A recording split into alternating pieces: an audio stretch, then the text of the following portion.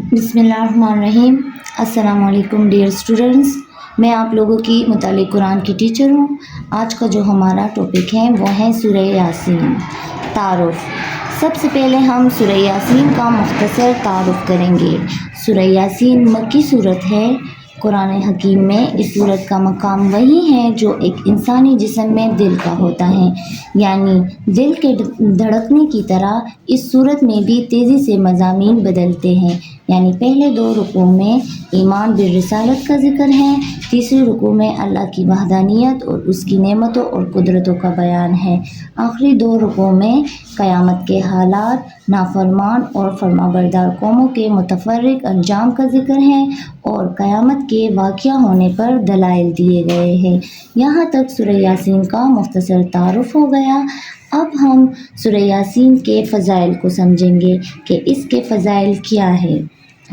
تو رسول اللہ صلی اللہ علیہ وآلہ وسلم نے فرمایا، سورہ یاسین قرآن کا دل ہے، جو کوئی اس کو اللہ اور دارالآخرت کے لیے پڑھے گا اللہ اس کو بخش دے گا۔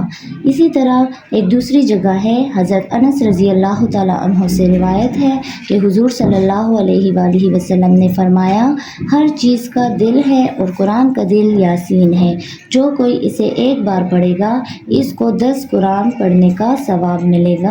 یہ ترمذی شریف کا حدیث ہے۔ پھر اسی طرح دوسری جگہ ارشاد ہے کہ جس نے سورہ یاسین ہر رات پڑھنے پر ہمیشگی کی پھر مرا تو وہ شہید مرے گا۔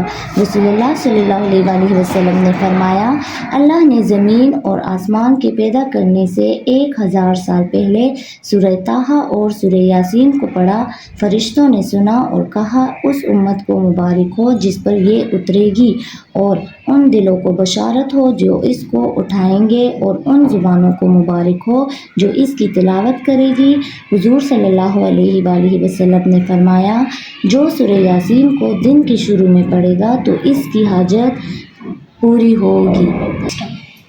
یہ ہے ہمارے پاس یہاں تک سورہ یاسین کے فضائل ہو گئے۔ اب اس کے بعد ہم سورہ یاسین کی تفسیر پہ آئیں گے۔ تو یاسین والقرآن الحکیم، یعنی قسم ہے قرآن حکیم کی۔ یہ سورہ طٰہٰ اس سے پہلے جو آ چکی ہیں، اس کے بارے میں بھی گمان یہ ہے کہ حضور صلی اللہ علیہ وآلہ وسلم کے ناموں میں سے ہیں، اور یاسین کے بارے میں بھی ہے کہ یہ حضور صلی اللہ علیہ وآلہ وسلم کا نام ہے۔ واللہ اعلم۔ والقرآن الحکیم، اور قسم ہے قرآن حکیم کی، اور قسم سے مراد عربی زبان میں گواہی ہوتی ہے، یعنی گواہ ہے یہ قرآن حکیم۔ حکمت برا قرآن، کس چیز پر قسم کھائی جا رہی ہے، کس پر گواہ ہے؟ انک لمن المرسلین، یعنی یقیناً اے محمد صلی اللہ علیہ وآلہ وسلم آپ مرسلین میں سے ہیں، بھیجے ہوئے میں سے ہیں۔ آپ صلی اللہ علیہ وآلہ وسلم رسولوں میں سے ہیں، یعنی در حقیقت حضور صلی اللہ علیہ وآلہ وسلم کی رسالت کی سب سے بڑی مصدق اور اس کا سب سے بڑا ثبوت، اور گویا حضور صلی اللہ علیہ وآلہ وسلم کا سب سے بڑا معجزہ یہ قرآن حکیم ہے۔ یاسین والقرآن الحکیم انک لمن المرسلین، یعنی آپ صلی اللہ علیہ وآلہ وسلم رسولوں میں سے ہیں، علی صراط مستقیم، اور سیدھے راستے پر ہیں۔ تنزیل العزیز الرحیم، اور اس قرآن کا اتارا جانا ہے اس ہستی کی جانب سے جو کہ العزیز ہیں، زبردست ہیں، اور الرحیم ہیں، رحم فرمانے والا ہے۔ لتنذر قوم ما انذر آباؤہم فہم غافلون، تاکہ آپ خبردار کر دے اس قوم کو کہ جن کو اس سے پہلے خبردار نہیں کیا گیا، ان کے آباء الاجداد کو خبردار نہیں کیا گیا، فہم غافلون، پس وہ غافل ہے، انہیں نہ نبوت کا پتہ ہے، نہ رسالت کا پتہ ہے، نہ کتابوں کا پتہ ہے، نہ شریعت کا پتہ ہے۔ یہی مضمون تقریباً سورہ سجدہ میں بھی آ چکا ہے۔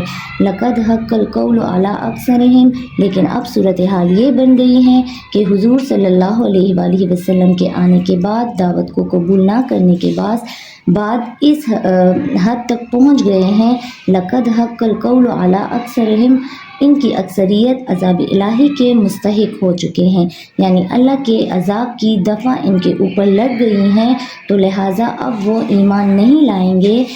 یہاں تک ہمارا آج کا لیکچر ختم ہو گیا ہے، تو امید کرتی ہوں آپ لوگوں کو سمجھ آ چکی ہوگی۔ شکریہ۔